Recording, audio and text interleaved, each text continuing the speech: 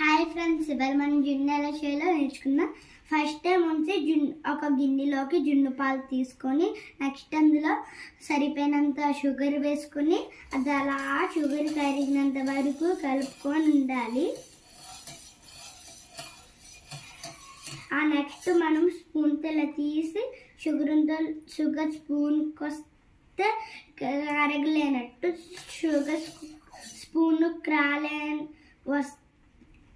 రాకపోతే కరిగినట్టు.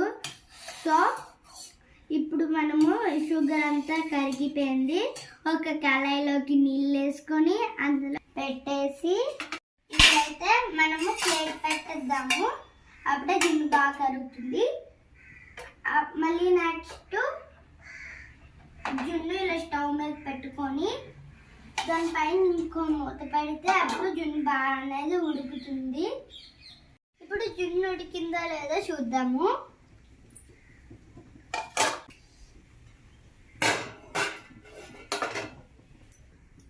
సో ఇప్పుడు స్పూను జున్ను లోపలికి పెడదాం. ఇది ఇలానే ఉంది. ఇప్పుడు జున్ను అయిపోయింది, అందరం కలిసి తినొద్దాం. రైనీ సీజన్లో వేడి వేడి జున్ను మీకు కావాలా? అయితే రండి, అందరం కలిసి